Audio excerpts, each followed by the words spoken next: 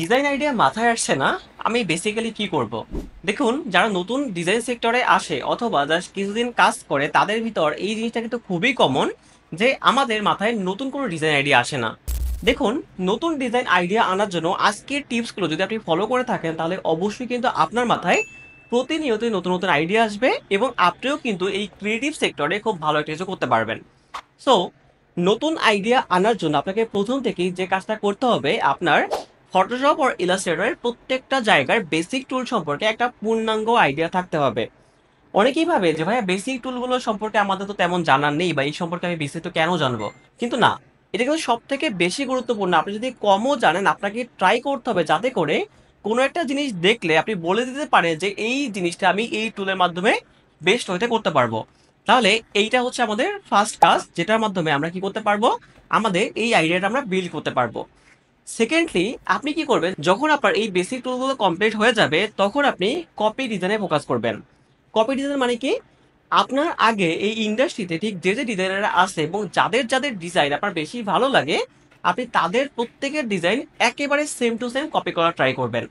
Same to same মানে same to same মানে একেবারে হুবহু কপি করার ট্রাই করবেন।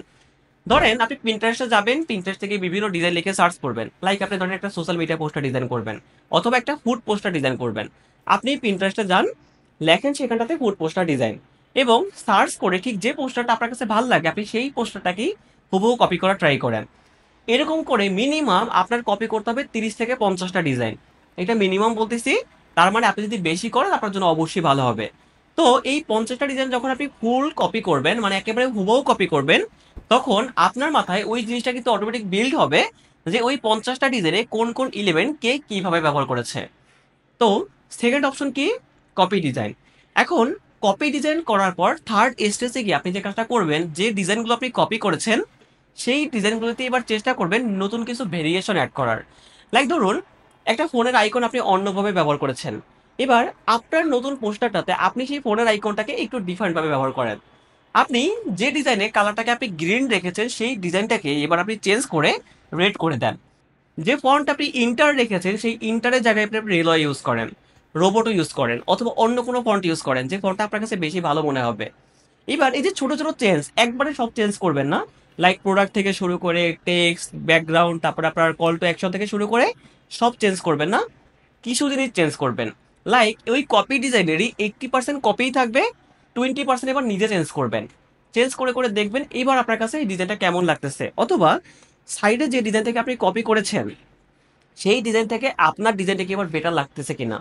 যদি লাগে তাহলে আপনি অবশ্যই ইমপ্রুভমেন্টের জন্য রেডি এবং আপনার ক্রিয়েটিভ আইডিয়াকে বাড়ানোর জন্য আপনি আরো রেডি।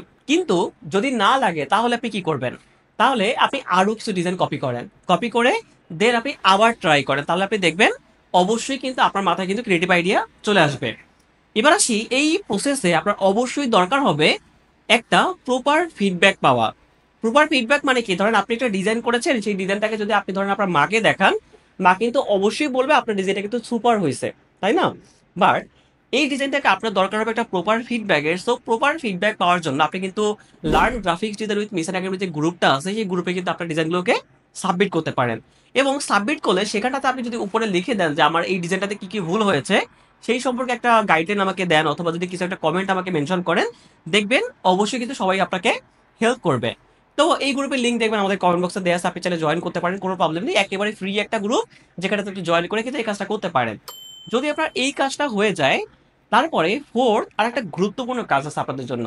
সেটা হলো, আপনি যখনই ডিজাইন সেক্টরে আসবেন এবং যখনই আপনার টুলগুলো কমপ্লিট হয়ে যাবে তখন থেকে আপনি ট্রাই করবেন রাস্তাঘাট থেকে শুরু করে ঠিক যে কোনো জায়গায় আপনি যান না কেন প্রত্যেকটা জায়গায় আপনি ডিজাইন দেখা ট্রাই করবেন।